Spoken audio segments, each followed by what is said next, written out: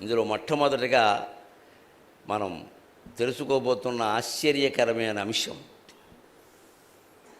తింటే గారెలు తినాలి, వింటే భారతం వినాలి అంట.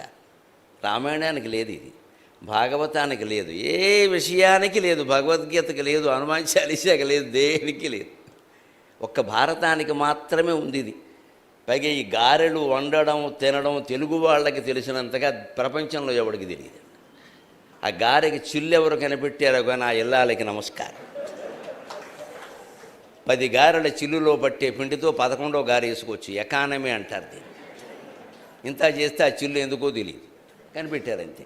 చిల్లు ఉంటే గారె అంటారు, చిల్లు లేకపోతే వడ అంటారు. తేడా ఉంది. ఇడ్లీ వడ అనకూడదండి, ఇడ్లీ గారె అనాలండి. చిల్లు ఉంటే గారె, చిల్లు లేకపోతే వడ. మసాలా వడకేనో గారికి తేడా తెలియకపోతే అలాగా. చిల్లు ఉంటే గారి, చిల్లు లేనిదే వడ. మధ్యలో చిల్లు పెట్టడం వల్ల ఏమవుతుందంటే నూనె లోపలికి పెడుతుంది, ఆ లోపల పిండంతా వేగుతుంది, గారి బాగుంటుంది.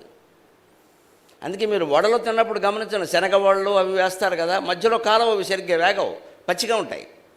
ఇంకా దాన్ని కాల్చే విధానం వేరు, ఆ ఓపిక ఉండాలి. ఇక్కడ మధ్యలో ఫోన్ మహాడితో కాలిస్తే కుదరదు. ఇక్కడ తినేవాళ్ళ కడుపు కాలిపోతుంది, లేదా ఎక్కువ వేగిపోతుంది. దాని పదును, ఆ పదును కోసం చూడాలి, అక్కడ ఉండి చూడాలి. ఆ పని అంటే ఆ పని దైవంగా భావించాలి అంతే. అలాగా గారెకి చిల్లు కనిపెట్టడం వల్ల గారె బాగా వేగడమే కాకుండా కేవలం ఆ చిల్లులో పట్టే పిండితో 10 గారెల చిల్లులో పట్టే పిండితో 11వ గారె వేసుకోవచ్చు. పొదుపు కూడాను. పిండి కలిసి వచ్చింది, రుచి బ్రహ్మాండంగా ఉంది. ఎంత అద్భుతం అండి. ఖచ్చితంగా తెలుగు వాళ్ళు అందున మహిళలు కనిపెట్టి ఉంటారమ్మా, నమస్కారం. మగాళ్ళకి అవకాశం లేదు, మాకు తినే అవకాశమే. అటువంటి గారెల్ని భారతంతో పోల్చి తింటే గారెలు తినాలి, వింటే భారతం వినాలి అన్నారు. ఏదో పిండి వంట చెప్పాలి కాబట్టి చెప్పలేదు. తింటే బొబ్బట్లు అనలేదు, తింటే బూర్లు అనలేదు, కాదు గారెలే అన్నారండి. దానికి కారణం ఉంది, అదొక ధర్మ సూక్ష్మం, అదొక రహస్యం. దాంతో మొదలెడడం చమత్కారంగా.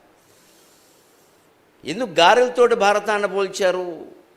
దానిని అన్నయ్య గారు పట్టుకుని పైకి చెప్పకపోయినా మహాకవి బ్రాహ్మణుడు పండితుడు కాబట్టి ఈ చలోక్తులన్నీ కావ్యంలో ఎందుకు అనుకున్నాడేమో ఆయన. కానీ ఆయన పద్యం చదివితే నాకు అనిపించింది, నువ్వు కనిపెట్టేవయ్యా, తర్వాత నేను కనిపెట్టి అందరికీ చెబుతానులే అన్నాను.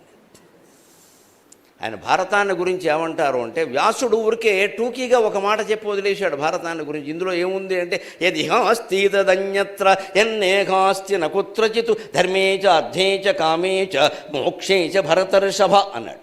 జనమేజయుడికి వైశంపాయనుడు చెబుతూ, భరతర్షభ, భరతకులంలో శ్రేష్ఠుడువైన ఓ వైశంపాయన జనమేజయ మహారాజా, పరీక్షిత్ సుత, అభిమన్యు పౌత్ర, అర్జున ప్రపౌత్ర, నీకు భారతం వినిపించడం నాకు మా గురువుగారు ఆదేశమయ్యా, వ్యాసుడు చెప్పాడు. కానీ ధర్మం విషయంలో, అర్థం విషయంలో, కామపురుషార్థం విషయంలో, మోక్షం విషయంలో ఏ అనుమానం వచ్చినా భారతం చెప్పేస్తుంది అయ్యా సమాధానం. ఏదిహాస్తి తదన్యత్ర. అన్ని ధర్మాలు భారతంలో ఉన్నాయి. అన్ని రకాల ఆర్థిక విశేషాలు, విజయాలు, అపనమ్మకాలు, నష్టాలు, లాభాలు అన్నీ భారతంలో ఉన్నాయి. అన్ని ప్రయోజనాలు, డబ్బే కాదు అర్థం అంటే. కామవాంఛలు, వాటి వల్ల వచ్చే నష్టాలు అన్నీ భారతంలో ఉన్నాయి. అదే కామాన్ని పురుషార్థంగా భావించి గృహస్థాశ్రమంలో భార్యతో మాత్రమే, భర్తతో మాత్రమే కొనసాగిస్తే వాడు ఎంత వైభవం పొందుతాడో కూడా భారతంలో ఉంది. ధర్మేచ అర్థేచ కామేచ. చివరికి మానవ జీవితానికి అంతిమ పురుషార్థమైన మోక్షాన్ని గురించి కూడా భారతంలోనే ఉంది అని. పైగా ఎంత సాహసంగా అన్నాడంటే ఆయన ఆ మాట, యదిహాస్తి తదన్యత్ర యన్నేహాస్తి నకుత్రచిత్. ఇందులో ఏది ఉందో అదే లోకంలో ఉంది, లోకంలో లేనిది ఇందులో కూడా లేదు అన్నాడు. మామూలు వాడు అనలేడండి ఆ మాట. ఆ మాట ఆయన నిరూపించుకోవడం కోసం 1700 శ్లోకాలు రాశాడు. భారతీయ సాహిత్యంలోనే ఇంతటి గ్రంథం మరొకటి లేదండి. 1700 శ్లోకాలు. వేదాంత గ్రంథాల్లో చెప్పాలంటే 32,000 శ్లోకాల యోగ వాసిష్టం చాలా పెద్దది. ఇతిహాసాల్లో చెప్పాలంటే 1700 శ్లోకాల భారతం పెద్దది. భాగవతం ఎంత గొప్పదైనా మనం పారాయణ చేసినా దాని పరిమితి 14,093 శ్లోకాలు. రామాయణం అంతకంటే గొప్పదైనా దాని పరిమితి 24,000 శ్లోకాలు. భారతంలో 5వ వంతు. కానీ అదే భాగవతాన్ని 14,093 శ్లోకాల్లో ముగించినటువంటి వ్యాసుడు భారతాన్ని మాత్రం 1700 రాశాడు. ఇంకా అర్థం కావాలంటే అన్నాడు. అని ఆయన ఇందులో ఉన్నదే లోకంలో ఉంది, లోకంలో లేనిదేది ఇందులో లేదు, నేను ఎక్కడ అబద్ధం రాయలేదా, మీరు సామాజిక వ్యాఖ్య చేసుకోండి, సమాజంలో ఉన్నవే ఇందులో ఉన్నాయన్నాడు. దాని నన్నయ్య గారు గ్రహించి, తెలుగువాడు గోదావరి నీళ్లు వంటబట్టిన మహానుభావుడు కాబట్టి ఇందులో ఏది ఉందో మనం చెప్పాలి కదా, ఊరికే ఓ మాట చెప్తే అలాగా అని ఏమేమి ఉన్నాయో చెప్పాడు ఆయన. ధర్మతత్వజ్ఞులు ధర్మశాస్త్రం అని, అధ్యాత్మ విధులు వేదాంతమనియు, నీతి విచక్షణులు నీతి శాస్త్రం అని, కవి వృషభులు మహాకావ్యమనియు, లాక్షణికులు సర్వలక్ష్య సంగ్రహమని, ఐతిహాసికులు ఇతిహాసమనియు, పరమ పౌరాణికులు బహుపురాణ సముచ్చయంబని మకి కొనియాడుచుండ, వివిధ వేద తత్వవిదుడు వేదవ్యాసుడు ఆదిముని పరాశరాత్మజుండు, విష్ణు సన్నిభుండు విశ్వజనీనమై పరగుచుండ వ్రాసే భారతంబో. ఏమేమి ఉన్నాయో ప్రత్యేకంగా చెప్పాడు. ధర్మతత్వజ్ఞులు ధర్మశాస్త్రం అని, ఒక్కొక్కరికి ఒక్కొక్క ఆసక్తి ఉంటుంది. అన్ని రకాల ఆసక్తులని తీర్చగలిగిన ఏకైక గ్రంథం మహాభారతం. ధర్మతత్వజ్ఞులు ధర్మశాస్త్రం అని, ఒకరికి ధర్మశాస్త్రం మీద ఆసక్తి ఉంటుంది. ఇది ధర్మమా కాదా, అది ధర్మమా కాదా అని అరుగుల మీద కూర్చొని చర్చిస్తూ ఉంటారు. ఇప్పుడు ఫోన్లో చర్చిస్తున్నారు ఆ విషయాన్ని. ఏదైనా సరే చర్చే కదా, తప్ప ఒప్ప, తప్పు ఎలా అవుతుంది. చాలామంది తాము చేసిన తప్పుల్ని ఎందుకు సమర్థించుకుంటారు అంటే తాము చేశారు కాబట్టి, అది ఇంకొకటి చేస్తే తప్పే, మనం చేశాం కాబట్టి దానికి 10 కారణాలు చెబుతాం ఇక్కడ. అంటే ఇక్కడ తప్పు ఏం ఒప్పుగా ఏం మారిపోరా, అహం అనే దాన్ని జోడించేవు దానికి, కాబట్టి నీకు ఒప్పుగా కనపడుతోంది. నష్టపోయిన వాడు తప్పని అంటూనే ఉన్నాడు దాన్ని ఏదో అపార్థం చేసుకున్నారనడానికి వీల్లేదు. వాడేమో అపార్థం చేసుకోవాలి, నువ్వే స్వార్థానికి పాల్పడ్డావు, స్పష్టంగానే ఉంది అక్కడ సమాధానం. ఇంతకీ ఏది తప్పు ఏది ఒప్పు ఎలా తెలుస్తుంది? ధర్మరాజు అంతటి వాడు జోదమాడటం ఏమిటి? ఇంత పరిశ్రమ చేసినటువంటి భీముడు బలరాముని శిష్యుడు అయ్యిండు, దుర్యోధనుడితో పాటు తొడ మీద కొడితే కానీ దుర్యోధనుడిని చంపలేకపోవడం ఏమిటి? కర్ణుడి కంటే ఎన్నో రెట్లు గొప్ప వీరుడుగా ద్రౌపదీ స్వయంవరంలో, ఉత్తర గోగ్రహణంలో, అనేక సందర్భాల్లో ఘోషయాత్రలో నిరూపించుకున్నటువంటి అర్జునుడు చివరికి కర్ణుణ్ణి భూమిలోంచి రథం తీసుకుంటున్నప్పుడు తప్ప చంపలేని బలహీనత ఏమిటి? ఇది ధర్మ సూక్ష్మం. వీటన్నిటికీ సమాధానం మీకు ఈ 3 రోజుల్లో దొరుకుతుంది.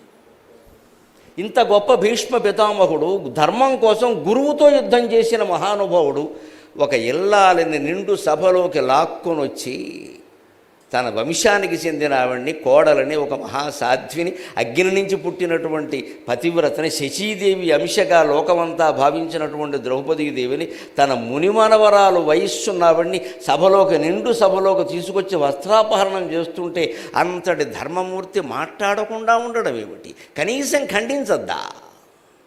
ఇది ధర్మ సూక్ష్మం. ఇది అనుమానం. ఇప్పటికీ చాలామందికి ఉన్నాయి ఈ అనుమానం. మనం కూడా జీవిత పరిస్థితుల్లో కొన్నిట్లో సర్వసమర్థులమై ఉండి ఏమీ చేయలేకపోతాం ఉండి విచిత్రంగా. ఆ పరిస్థితి మనకు వస్తే అర్థమవుతుంది, భీష్ముడు ఇలాగే ఎదుర్కొని ఉంటాడు రా పాపం. ఏం చేయలేము ఒక్కసారి. ముఖ్యంగా కుటుంబ విషయాలు కడుపు చించుకుంటే కాళ్ళమే పడుతుంది, ఎవరికి చెబుతాం? ఏం చేయాలో తెలియట్లా. అది మనం సరిచేసే వ్యవహారం కాదు, సరిచేయాల్సిన బాధ్యత మన మీద బారేశారు. ఎలా సరి చేస్తాం? అవతల వాళ్ళ మనస్సు మనం మార్చాలి, సాధ్యమా? మన మనస్సు మనం మార్చుకోవడమే సాధ్యం కావట్లేదు. వాడి మనస్సు మనం ఎలా మారుతాం? కానీ బాధ్యత. ఏమయ్యా ఇంటికి పెద్ద కదా, ఏం చేస్తున్నావు అంటాడు. ఇంటికి పెద్ద అయితే ఏం చేయాలి? ఇక్కడ ఊళ్ళో అందరూ, మొత్తం ఇంట్లో అందరి మనస్సులకు ఆయన బాధ్యత వహిస్తాడా? ఇవాళ మొత్తం పిల్లలందరూ పెద్దలు చెప్పినట్టు వినేలా ఉన్నారు. అలా ఉంటే దేశం ఎలా ఎదుకుంటుంది? పిల్లలందరూ పెద్దలు చెప్పినట్టుగా ఉంటే పేపర్లు వాళ్ళు రాసుకుందుకు వార్తలే ఉండవు, ఇక్కడ ఖాళీగా ఉంటాయి పేజీలేని. వెనకపోబట్టే వచ్చింది సమస్య. మరి విన్నప్పుడు పెద్దలు ఏం చేయాలి? ఇవి ధర్మ సూక్ష్మాలు. అంటే ఈ ధర్మాలు తెలుసుకోవాలనుకునేవాడికి భారతం ఒక పెద్ద కేంద్రం. రామాయణంలో కూడా అన్నీ దొరకవు. భాగవతం లీలామయం, అందులో అసలే దొరకవు. అవంతా ప్రతీక, సింబాలిజం. భాగవతం అంతా సింబాలిజం. అక్కడ గజేంద్రుడు అంటే ఏనుగు కాదు, చెరువు అంటే చెరువు కాదు, అంతే. అదంతా సింబాలిజం, అది ప్రతీక. అది మార్మిక కవిత్వం తెలిసిన వాడికి భాగవతం అర్థమవుతుంది. అటువంటి మహాకవిత్వంతో శ్రీకృష్ణ లీలని నర్మగర్భంగా కాదు, మార్మికంగా చెప్పినటువంటి మహానుభావుడు భారతం దగ్గరికి వచ్చేసరికి నేను చాలా స్పష్టంగానే చెబుతున్నాను, అర్థం చేసుకోవడం మీది బాధ్యత అన్నాడు. అందుకని ధర్మతత్వజ్ఞులు ధర్మశాస్త్రం అని, అధ్యాత్మ విధులు వేదాంతమనయు. కొంతమందికి వేదాంతం అంటే బాగా ఇష్టం. ఎక్కడ స్వామీజీ ఆశ్రమం ఉందనగానే ఇంటి పనులు కూడా మానేసి పరిగెట్టి అక్కడే కూర్చుంటారు. ఇంకా ఆయన చూడటమే పుణ్యం, ఆయన చూడటమే పుణ్యం, ఆయన చూడటం పుణ్యమో వేదాంతం చూడటం పుణ్యమో తెలియదు. మొత్తం మీద ఏదో ఆసక్తి, వెళ్ళి అక్కడ కూర్చోవడం. ఏం చెప్పినా వింటారు. కొంతమంది ఉపన్యాసాలు ఇస్తే నేను మహాయోగులు మహాస్వామీజీలని పేరు పొందినవాడు, ఏదో గురువులు సద్గురువులు ఇలా పేర్లు చాలా పెట్టేసుకుంటారు అందరూ. అటువంటి వాళ్ళు ఉపన్యాసాలు నేను 10 నిమిషాలు పావు గంట విని ఇందులో ఏముంది ఎందుకు వింటున్నారు అనుకున్నాను. బహుశా నాకు అర్థమైంది, నాకు తెలియదులే వాళ్ళకి ఏదో ఉందిలే మనకెందుకు అనుకున్నాను. నిజానికి ఏమీ లేదు వాస్తవం. నేను పెద్ద మనిషిని అడిగేశాను మొహమాటలు ఎక్కడ, మీరు చెప్పేదంటూ నాకేం కనపడలేదంటే వాళ్ళు ఎందుకు వింటారంటే వాళ్ళు వింటున్నారు కాబట్టి నేను చెబుతున్నాను, నీకేం తెలుసు అన్నాడు. నిన్ను మించిన యోగు లీడరా గొడవ లేదనుకున్నాను. లోకం నాడికి కనిపెట్టాడు ఆయన, అంతే. ఇందులో ఏముండదు, అదొక ఆసక్తి. కానీ అసలు వైరాగ్యం అనే మాట వినపడితే చాలు, వేదాంతం అనే మాట వినపడితే చాలు, అది తప్పితే ఇంకేం వినని వాళ్ళు ఉన్నారు స్వచ్ఛందంగానే నిజంగానే ఆసక్తితోటి. అసలు ఋషులు అలా ఉంటారటండి. ఏమిటండి తపస్సులు ఏమిటండి, శాపాలు ఏమిటండి, వరాలు ఏమిటండి, గోచుగొడ్డ పెట్టుకుని కూర్చోవడం ఏమిటండి, జీవితాంతం బ్రహ్మచర్యం ఎలా పాటిస్తారండి. మనం ఉండలేకపోతున్నామే, గృహస్థుల పోయి ఉండి ఒక భార్యతో ఒక భర్తతో కూడా సర్దుకోలేక వంకర వేషాలన్నీ వేస్తున్నామే. వీళ్ళు ఋషులు ఏమిటండి, ఎంతమంది ఉండడం ఏంటండి ఈ దేశంలో, ఎంతమంది ఋషులు ఇప్పటికీ ఉన్నారమ్మా, ఇప్పటికీ ఉన్నారు. ఎలా ఉంటున్నారు అసలు, వాళ్ళు ఏం తింటున్నారు, వాళ్ళు ఎందువల్ల కోరికలు నిగ్రహించుకోగలుగుతున్నారు, ఇది ఆశ్చర్యం కాదా. ఇదే ఆధ్యాత్మిక ఆసక్తి.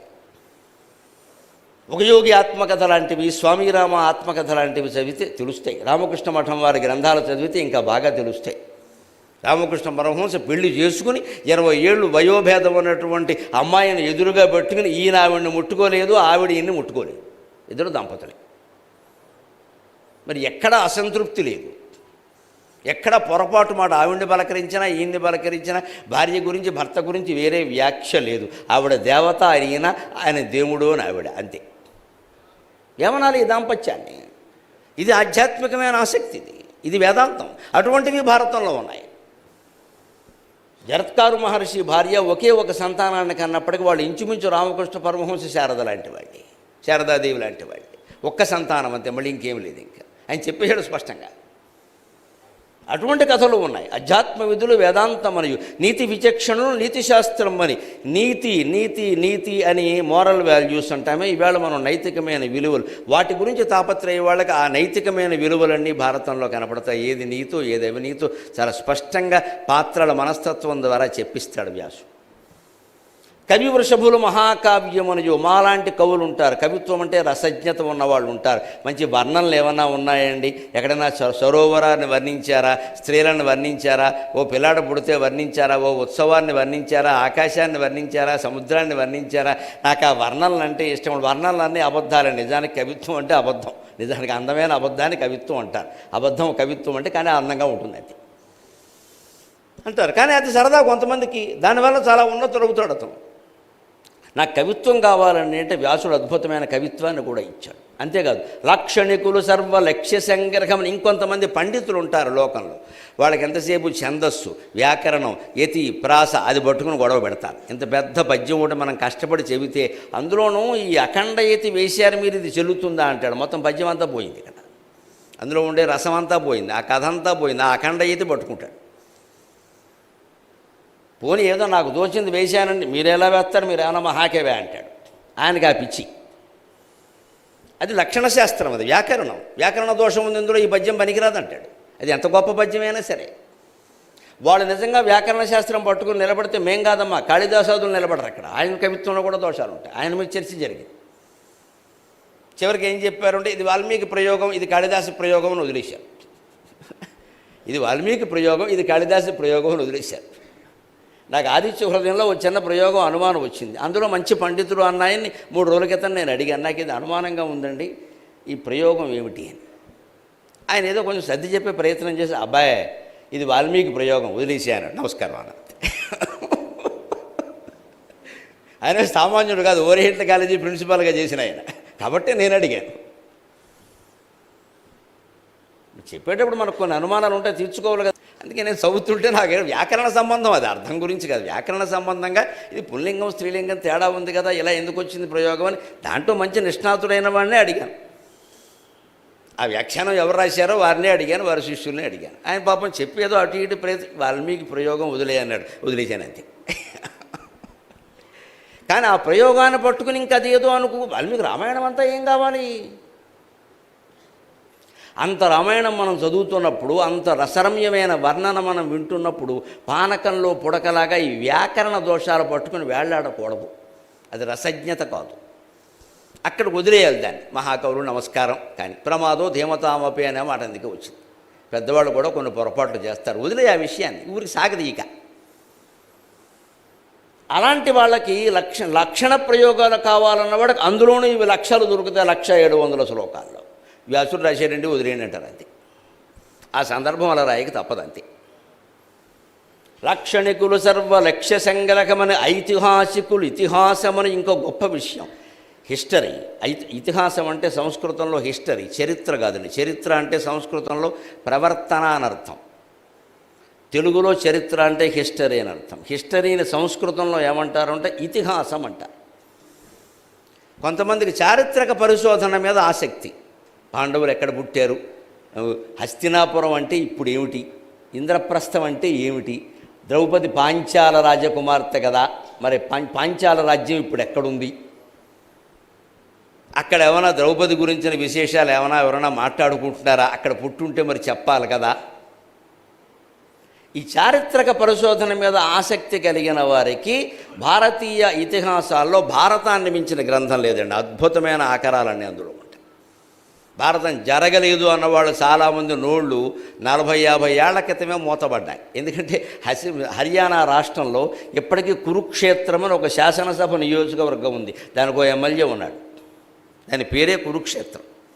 అది 500 ఎకరాల సుక్షేత్రం. అది కురుక్షేత్రం ఊరికే మున్సిపాలిటీ గ్రౌండ్ కాదు, ఇది జడ్పీ హై స్కూల్ గ్రౌండ్ కాదు పిల్లలు ఆడుకోవడానికి. 500 ఎకరాలు ఇంకా పైన. అది ఇవాళ ఒక పెద్ద నియోజకవర్గం. అది అక్కడ జరిగింది యుద్ధం. దానికి సాక్ష్యం ఏమిటంటే ఒక 40-50 ఏళ్ల క్రితమే నెహ్రూ గారు ఉన్న కాలంలోనే అక్కడ తవ్వకాలు జరుపుతుంటే పెద్ద కంకణం దొరికింది. ఈ కంకణానికి 6 రెట్లు 7 రెట్లు ఉంటుంది. అది ఇదేం వేయడం కష్టంగా ఉంది నాకు. 6 రెట్లు 7 రెట్లు ఉంటుంది పెద్ద కంకణం. దాని మీద భూరిశ్రవ అని రాసి ఉంది. భూరిశ్రవసుడు యుద్ధంలో పాల్గొన్నాడు, కౌరవుల తరఫున పాల్గొన్నాడు. ఎవరు భూరిశ్రవసుడు? శంతనుడు తమ్ముడు బాల్హికుడు. శంతన మహారాజు ఉన్నాడు కదా, భీష్ముడు తండ్రి. ఆయన శంతనుడు తమ్ముడు బాల్హికుడు. బాల్హికుని కుమారుడు సోమదత్తుడు. సోమదత్తుని కుమారుడు భూరిశ్రవసుడు. ఈ భూరిశ్రవసుడు సాత్యకి చేతుల్లో చనిపోయాడు. కృష్ణుడి తమ్ముడైన సాత్యకి చేతుల్లో చనిపోయాడు. ఆ భూరిశ్రవసుని కంకణం హర్యానా అసెంబ్లీ క్షేత్రంలో కురుక్షేత్రంలో తవ్వకాల్లో దొరికింది. ఎప్పటికీ అక్కడ మ్యూజియంలో, కురుక్షేత్ర మ్యూజియంలో పెట్టారు దాన్ని. దాని మీద భూరిశ్రవ అని దేవనాగరి లిపిలో సంస్కృతంలో రాసి ఉంది. విచిత్రం ఏమిటో తెలుసా? మనం ఆశ్చర్యపోతాం. 20 కేజీల బరువు ఉంది కంకణం. వీడి ఇల్లు బంగారంగానే కంకణం 20 కేజీలు అంటే వాడు ఎంత ఉంటాడో మనం ఊహించాలి, వాడు ఎంత తింటాడో కూడా ఊహించాలి. అప్పుడు మనకి వ్యాసభారతంలో ఎక్కడైనా కర్ణుడు నుదుటి మీద అర్జునుడు 32 బాణాలు నాటాడు, ఆ 32 బాణాలు కర్ణుడు నుదుటి మీద సూర్యకిరణాల్లా ప్రకాశిస్తున్నట్టు అతిశయోక్తి కాదు, అతి సహజోక్తి అని అర్థమైపోతుంది. 20 కేజీల కంకణం వాడు ధరించాడు అంటే మనిషి ఎన్ని కేజీలు ఉంటాడండి, ఎన్ని కేజీలు తింటాడండి, వాడు పాల భాగం ఎంత ఉంటుందండి. దాని మీద 32 బాణాలు పెద్ద విషయమా? అప్పటి మనుషుల పొడుగు, ఆకారము, వాళ్ళ తిండి అవన్నీ అవి. వాళ్ళందరూ కనీసం 100 ఏళ్ళు బతికారు. శ్రీకృష్ణుడు 125 ఏళ్ళు బతికాడు. ధర్మరాజు 100 ఏళ్ళు పైన బతికాడు. కురుక్షేత్ర యుద్ధం కాలం నాటికి ధర్మరాజు వయస్సు 96 ఏళ్ళు. అంతకంటే ఏడాది తక్కువ భీముడు, అంతకు ఏడాది తక్కువ అర్జునుడు, అంతకు ఏడాది తక్కువ నకుల సహదేవులు. సహదేవుడు కంటే కూడా 10 ఏళ్ళు వయస్సు చిన్నది ద్రౌపది. ఇవన్నీ లెక్కలున్నాయి. 96 ఏళ్ళ వయసులో యుద్ధం ఎలా చేస్తారని 96 అనే వాళ్ళ ఇప్పుడున్న వాళ్ళ తొక్కుడు పచ్చళ్ళ ఉండడు.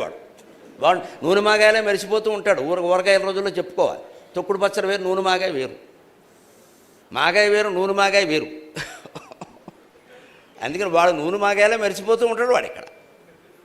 ఇప్పుడు 96 ఏళ్ళ వాళ్ళు లెక్క కాదు అది. ఎప్పటికీ 96 ఏళ్ళకి ఇంకా పొద్దున్న నడిచేవాళ్ళు, వాకింగ్ చేసేవాళ్ళు, ఉత్సాహంగా కార్యాలయానికి వెళ్ళేవాళ్ళు ఉన్నారు మన కళ్ళ ముందే. మరి అప్పుడు ఉండరు ఏమిటి? అప్పుడు ధర్మరాజు వయస్సు అది. అర్జునుడి వయస్సు అంతే, ఒక 2 ఏళ్ళు తక్కువ. అప్పుడు 96 అంటే మంచి యవ్వనం అనమాట, ప్రౌఢ వయస్సు. యవ్వనం కాకపోయినా ప్రౌఢ. మనకి ఇప్పుడు 40కి 50 కింద లెక్కేసుకోవాలి. అందుకే అప్పటి మాటలు అబద్ధాలను కొట్టిపారేయకూడదు. ఇక్కడ మన అనుభవాలు కాదు ఇక్కడ. ఇది ఐతిహాసికులు ఇతిహాసం అని ఇతిహాస చరిత్రం కావాలని అందులో ఉంది, చూసుకో, చారిత్రక పరిశోధన చేసుకో, అనేక విషయాలు తెలుస్తాయి. అంతేకాదు పరమ పౌరాణికుల్ బహు పురాణ సముచ్చయంబని మఖిగొనియాడుచుండ. కేవలం పురాణ కథలు కావాలండి, నాకు వినడానికి చాలా ఇంపుగా ఉంటాయి, కథల మలుపులు తిరుగుతూ ఉంటుంది, అద్భుతాలు జరుగుతూ ఉంటాయి, వింటే పుణ్యం కూడాను, నాకు అటువంటి పురాణ కథలు కావాలంటే భారతం మధ్యలో కనీసం 200-300 ఉపాఖ్యానాలు ఉన్నాయి. ఉపాఖ్యానం అసలు కథ, భారత కథ పక్కన పెట్టేసి నలోపాఖ్యానం, దమయంతి కథ, నలదమయంతుల కథ, కచదేవయానుల కథ, క్షీరసాగర మథనం, సతీసావిత్రి కథ ఇందులో ఉంది, రామాయణం ఇందులో ఉంది, భారతంలో రామాయణం ఉంది. దాని వ్యాసుడు కొన్ని వేల శ్లోకాలు రాస్తే ఎర్రాప్రగడ వారు 350 పద్యాల్లో రామాయణాన్ని అరణ్య పర్వంలో అనువాదం చేశాడు. అరణ్య పర్వంలో రామాయణం వస్తుంది, భారతంలో రామాయణం. ధర్మరాజును కూర్చోబెట్టి బృహదశ్యుడు అనేటువంటి మహర్షి రామాయణం చెబుతాడు. అందుకే ఇందులో అది ఉంది. అందుకని అలాగా నాకు పురాణాలు కావాలని అవి కూడా ఉన్నాయి ఇందులో. ఈ రకంగా చేశాడు వ్యాసుడు. ఎందుకంటే వివిధ వేదతత్వవిదుడు వేదవ్యాసుడు ఆదిముని పరాశరాత్మజుండు విష్ణు సన్నిభుండు, ఇన్ని అర్హతలు ఉండడం వల్ల చేశాడు. ఇవి కేవలం ఏదో విశేషణాలు సరదాగా పోగొట్టడానికి వాడినివి కావు. వివిధ వేద తత్వవిదుడు, ఋగ్వేదం, యజుర్వేదం, సామవేదం, అథర్వవేదం, ఈ వేదాలు చదవడం కాదమ్మా, చదివేవాళ్లే లేరు ఈవేళ. చదివి దాని తత్వాన్ని తెలుసుకోవడం. దీని అంతస్తత్వం ఏమిటి? ఋగ్వేద సారం మొత్తం ఒక్క వాక్యంలో చెప్పారు, ప్రజ్ఞానం బ్రహ్మ. యజుర్వేద సారం మొత్తం ఒక్క వాక్యంలో చెప్పారు, అహం బ్రహ్మాస్మి. సామవేద సారం మొత్తం ఒక్క వాక్యంలో చెప్పారు, తత్వమసి. అథర్వవేద సారం మొత్తం ఒక్క వాక్యంలో చెప్పారు, అయమాత్మ బ్రహ్మ. వీ 4 మహావాక్యాలు అంటారు. కొంతమంది ఏమిటి, బాగా బద్ధకస్తులు ఉంటారే, ఈ 4 చదివితే 4 వేదాలు చదివినట్టే, మూతిమి కొట్టేయాలి ఇలాంటివన్నీ. ఓ 4 పెట్టుకోవడము, ఆ 4 చదివితే 4 వేదాలు చదివినట్టు. ఇటువంటి వాడికి ఏం చేయాలంటే అన్నము, కూర, పప్పు, పచ్చడి పెట్టకూడదమ్మా. అక్కడ పచ్చడి ఊరికే ఇంత వేసి ఒక పిసర, కూర కూడా ఒక ముక్క వేసి, ఈ మొక్క తింటే కూర తిన్నట్టే అనమనని తింటాడు. అప్పుడు మాత్రం శుభ్రంగా కేజీ కూర లాగిస్తాడు. ఇంకా మళ్ళీ మామిడికాయ పప్పు వేసుకుని అందులోకి మెంతిపిండి మిరపకాయలు వేయలేదంటాడు. పనసపొట్టు కూర వేసుకుని అందులోకి మళ్ళీ గుమ్మడికాయ ఒడియాలు లేవంటాడు. ఇక్కడేమో అన్నీ కావాలా? భారతము భగవద్గీత దగ్గరికి వచ్చేసరికి 4 పేర్లు 10 పేర్లు కంఠస్థం చేసేసి, ఈ 4 చదివితే భారతం చదివినట్టే, ఆ 10 చదివితే భగవద్గీత చదివినట్టే, వీడికి నెల జీతం ఇవ్వకూడదు, ఒక రోజు జీతం ఇస్తే నెల జీతం ఇచ్చినట్టే అని చెప్పాలి. ఎలా కుదురుతుందండి? మన బద్ధకాలు ఇక్కడే ఉంటాయి. అలాంటివి కుదరవండి. నీకు తెలుసుకోవాలంటే చదవాల్సిందే. నీ బద్ధకం వేరు, వ్యవహారం వేరు. వేదం చదవడం వేరు, వేద తత్వం తెలియడం వేరు. ఎందుకు అంత సారాన్ని లాగి పాలు కాచితే తోడు పెడితే పెరుగు అయినట్టు, ఆ పెరుగును జరిగితే వెన్న వచ్చినట్టు, వెన్నని కాచితే నెయ్యి వచ్చినట్టు, ఆ నెయ్యిని మనం యజ్ఞంలో సమర్పిస్తున్నామే సారాంశంగా. ఇంత అంటే పానక మొత్తం సారాంశం ఆజ్యం. ఆజ్యాన్ని ఇంకేం చేయలేరు మీరు. గోకు మాడిపోతుంది ఆజ్యాన్ని. అందుకే ఆజ్యాన్నే యజ్ఞంలో వేస్తారు. అది భారతీయ సంస్కృతి. నీ జీవితాన్ని మొత్తం ఒక పాలులా భావించు. తల్లిదండ్రులు పాలు కింద లెక్క ఆర్ద్రత. దానికి కాచి తోడుబెట్టు. పాలు కాచావు, బ్రహ్మచర్యం కాస్త సెగ మండుతుంది, మరి తట్టుకోవాలి. ఇంద్రియ నిగ్రహం ఉండాలి బ్రహ్మచర్యం అంటే. తర్వాత తోడుబెట్టు. ఆ తోడే నాయన భార్య భర్త. అది తోడా పేడ తర్వాత వచ్చాక తెలుస్తుంది. ముందు తోడే, మరి తోడుబెట్టు. అప్పుడు అది కరడు కట్టింది. ఆ కరడ కట్టడమే పిల్లలు గడ్డగట్టారు మొత్తం. నువ్వు గడ్డ కడతావు, 2 పిల్లలు పుట్టేసరికి బాగా గడ్డ కడతాం. వాడికి 16 ఏళ్ళు వస్తే ఇంకా కడతాం. ఆ పెరుగును చిలికవు నువ్వు. అప్పుడు వెన్న వచ్చింది. అంటే ఇంత బ్రహ్మచర్యాన్ని, ఇంత సంసార జీవితాన్ని, ఈ పిల్లల్ని, ఈ సంపాదనల్ని, ఇందులో ఉండే సుఖాలని, బాధలని అన్నింటినీ చిలుకు, మదించు. ఏం జరుగుతోంది, నేను ఏం చేస్తున్నా, అసలు ఎందుకు ఇవన్నీ చేస్తున్నా, ఎందుకు ఇంత పెంచుకుని నేను పొందింది ఏమిటి, ఇంత ఏమీ పొందేది లేనప్పుడు ఎందుకు పెంచుకున్నట్టు? ఇక్కడ బ్రహ్మచర్యం దగ్గర ఆపేయచ్చు కదా. అయ్యో ఎందుకు తప్పు చేశా అని మొగాడు కాదమ్మా, ఆడది కూడా బాధపడి తీరుతుంది ఖచ్చితంగా. మరి తెలిసి ఆ తప్పు మనం ఎందుకు చేస్తున్నాం? పురాణ పురుషులు కూడా ఎందుకు చేశారు? మనమంటే గోతులో పడ్డాం. రాముడు గోతులో పడ్డాడా? ధర్మరాజు గోతులో పడతాడా? హరిశ్చంద్రుడు గోతులో పడ్డాడు? పడ్డారు. అంటే దీనిలో ఏదో ఉందన్నమాట. అంటే మన ఋషుల ఉద్దేశం ఏమిటంటే నువ్వు బ్రహ్మచర్యంలో ఎంత వైరాగ్యం ఉన్నా సన్యాసం పుచ్చుకుందుకు వీలు లేదు. అది ఒక శంకరాచార్య లాంటి వారికి సాధ్యం, మనలాంటి వాళ్ళకి సాధ్యం కాదు. మనం వివాహాలు చేసుకోవలసిందే, 4 తన్నులు తినవలసిందే, 4 దెబ్బలు పడవలసిందే, నొత్తి మొత్తం బొప్పి గట్టేయవలసిందే. అప్పుడే వేదాంతం బాగా వస్తుంది. 100 వేదాంత గ్రంథాలు చదివినా అర్థం కాని వేదాంతం 10 ఏళ్ళు కాపరం చేస్తే ఇద్దరికి టీకా తాత్పర్యాలతో సహా అర్థమైపోతుంది.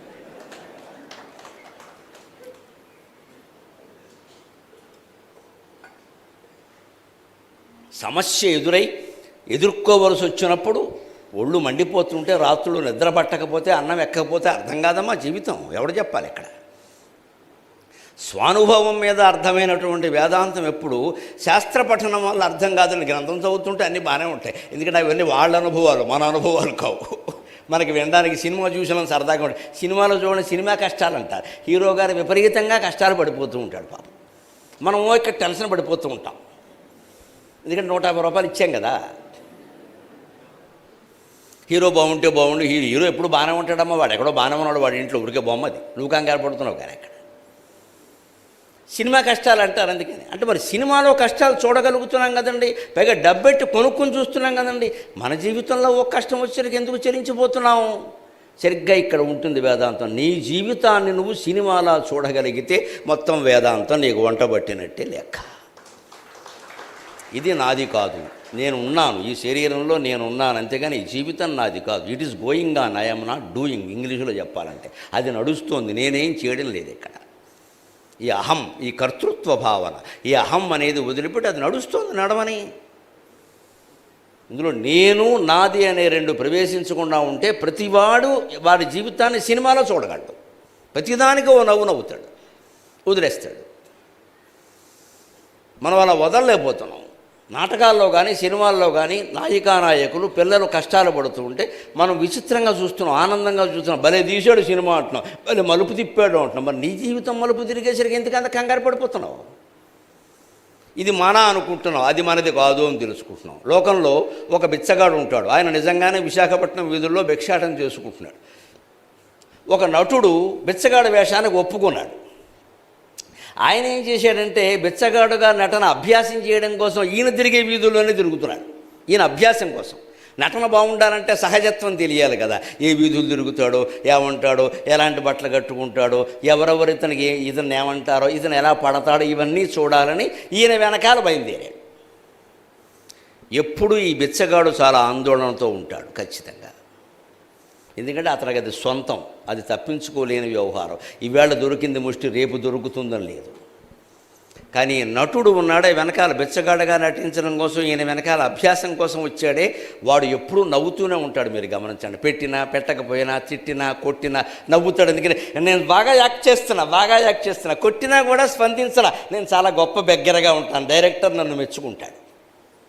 ఈ భిక్షాటన నటన అని తెలిసినవాడు ఎప్పుడూ ఆనందంగా ఉన్నాడు. ఈ భిక్షాటన నిజమని అనుభవిస్తున్నాడు, దుఃఖపడుతున్నాడు. సరిగ్గా సంసారం అంతే, ఇది నటన అని మనం తెలుసుకోగలిగితే ఎప్పుడూ ఆనందంగానే ఉంటాం, ఎప్పుడూ ఆనందంగానే. మనం చేస్తున్నది నటనే, అవతల వాళ్ళు చేస్తున్నది నటన. ఇందులో నిజమే లేదు, సారమే లేదు. అసలు నిస్సారమైనది ఏదైనా సృష్టి మొత్తంలో ఉంటే దాన్నే సంసారం అంటారు. నిస్సారమైందే సంసారం, సారమైంది పరబ్రహ్మ పదార్థం. బ్రహ్మ సత్యం, జగన్మిథ్య అన్నారు శంకరాచార్య. ఎందుకని నటన చేసే బిచ్చగాడు ఆ బిచ్చగాడితనంలో ఆనందం పొందుతూ ఉంటే నిజమైన బిచ్చగాడు ఎందుకు పొందలేకపోతున్నాడు? వాడికి అది కర్మ అనుభవిస్తున్నాను అనుకుంటున్నాడు. వీడేమనుకుంటా బాగా నటిస్తున్నా అనుకుంటున్నాడు. మనం కూడా తల్లి పాత్ర, తండ్రి పాత్ర, కొడుకు పాత్ర, కూతురు పాత్ర, ఏ పాత్ర అయినా సరే అది నటిస్తున్నాం అనుకుంటే సుఖంగా ఉంటాం. నటన ఎలా చేయాలో అలా చేస్తాం. ఎంతవరకు చేస్తాం? నాటకం అయిపోయే వరకు చేస్తాం, తర్వాత చేయం కదా, ప్రేక్షకులు వెళ్ళిపోతారు కదా. ఈ నాటకం అనుకోలేకపోవడానికి ప్రధాన కారణం అహం, రెండవ కారణం మమ, నేను, నాది. వీటికి సమాధానం వస్తుంది ఇందులో. అందుకని వివిధ వేదతత్వ విధులు, వేదములు చదివి వాటిని విభాగం చేసి, అంతకుముందు కేవలం 3 వేదాలుగానే ఉంటే అందులో ఉండే కొన్ని భాగాలు వేరు చేసి సౌకర్యార్థం వాటిని అథర్వ వేదంగా ఏర్పాటు చేసిన వాడు వేద వ్యాసుడు. అందుకే వేదాలను వ్యాసం చేశాడు అన్నారు. వ్యాసం అంటే విభాగం చేయడం. ఇప్పటికీ పిల్లలు రాస్తారు, ఇప్పుడు ఇంగ్లీష్ మీడియం కాబట్టి వ్యాసం అనే మాట తెలియదు, ఎస్ఏ అంటారు. మేము చదువుకున్నప్పుడు వ్యాస రచన అనేవారు. దాన్ని వ్యాసం అని ఎందుకంటారు అంటే పారాగ్రాఫుల కింద విభజించి రాస్తాం.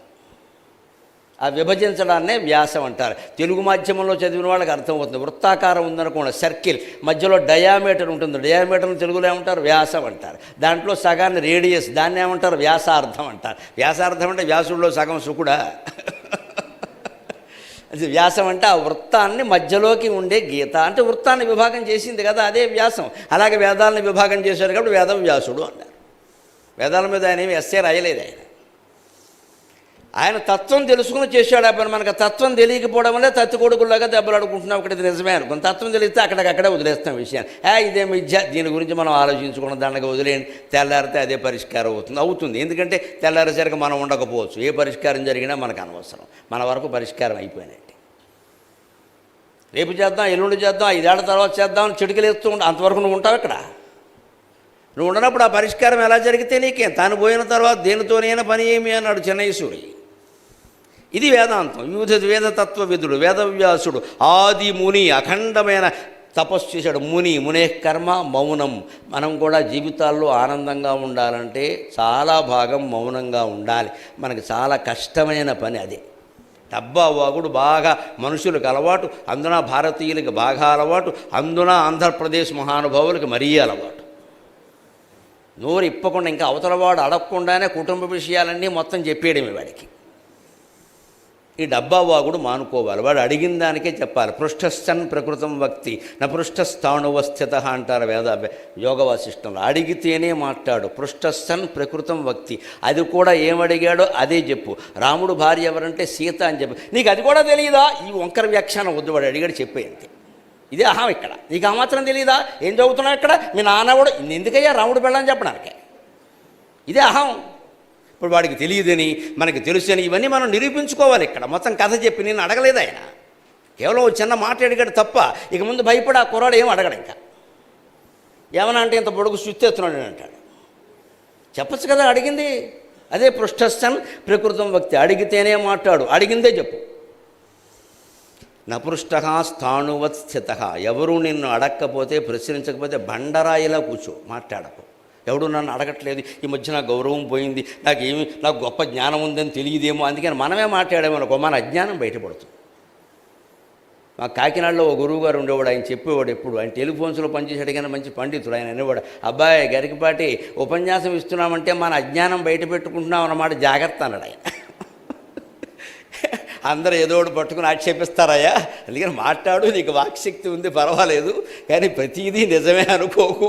ఉపన్యాసం ఇస్తున్నామంటే మన అజ్ఞానాన్ని బయట పెట్టుకుంటున్నాం. అంతకుముందు మనకి ఏమొచ్చో ఏమి రాదో ఎవరికి తెలియదు, దీనివల్ల కొన్ని విషయాలు తెలియని చాలామందికి తెలిసిందయ్యా. ఇది కూడా ఉంటుంది, ఇందులో జాగ్రత్తగా ఉండవలసింది. ఆ మౌనం. ఆది ముని వ్యాసుడు ఎక్కువ భాగం మౌనంగా ఉండేవాడు, అడిగితేనే మాట్లాడేవాడు. మనం ఇళ్లల్లో కార్యాలయాల్లో ఆ మౌనాన్ని అవలంబించి మన పని ఏదో మనం చేస్తే చాలా వరకు ఆరోగ్యంగా ప్రశాంతంగా ఉంటాం. పరాశరాత్మజుండు, పరాశరుడు మహత్తరమైన మహర్షి, 10,000 ఏళ్ళు విష్ణువు గురించి తపస్సు చేసిన మహర్షి. ఆయన మనస్సు పడవ నడుపుకునే అమ్మాయిని చూసి ఎందుకు చలించిందండి? ఇది ఒక ధర్మ సూక్ష్మం. ఆయన స్థాయి ఏమిటి? పైగా అమ్మాయి ఏమంది పాపం, మహర్షి మీరెవరు, నేనెవరిని, మీ కులం ఏమిటి, నా కులం ఏమిటి, మీ వృత్తి ఏమిటి, నా వృత్తి ఏమిటి, అసలు నా శరీరాన్ని చూసి మీకు ఎందుకు ఇలా అనిపించింది అంటే, నీకు అనవసరం అవన్నీ అనడంతే. ఆయన ఆశ్చర్యకరంగా. అది మనకు అర్థం కాదు. దాన్ని మనం ఎలా తీసుకుంటాం? వెనక శ్లోకాలను చెప్పారు. విశ్వామిత్ర పరాశర ప్రభృతయో వాతాంబు పర్ణాశనాగ తేపి స్త్రీముఖ పంకజం సరళితం దృష్టివైవ మోహం గతాక శాయ్యన్నం సకృతం పయోదతీతం భుంజంతి మానవాగ తేషాం ఇంద్రియ నిగ్రహో యది భవేత్ వింధ్య ప్రవేత్ సాగరే అని చెప్పారు.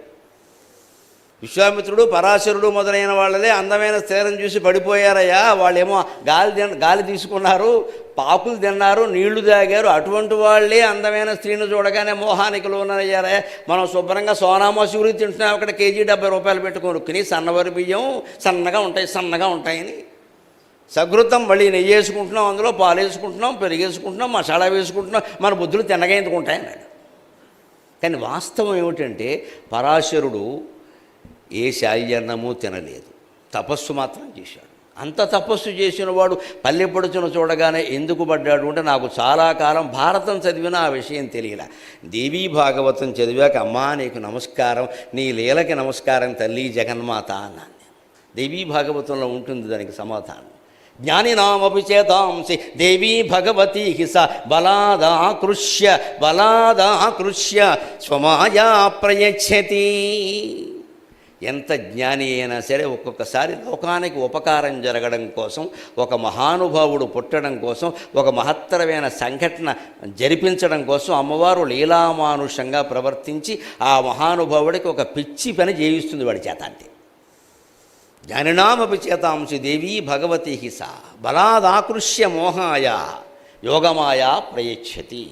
బలవంతంగా అతని మనస్సును లాగేసి నేను చెప్పినట్టు చేస్తావా చేయవా, నేను తల చూసుకుంటాను కానీ నీ జీవితాన్ని. ఒక మహా తేజస్వంతుడు పుట్టాలి అంటే పరాశరుడికి ఈ బుద్ధి పుట్టాలి. అంతే. దానికి అది ఒక్కటే కారణం. అంతకుముందు ఆయన ఎప్పుడూ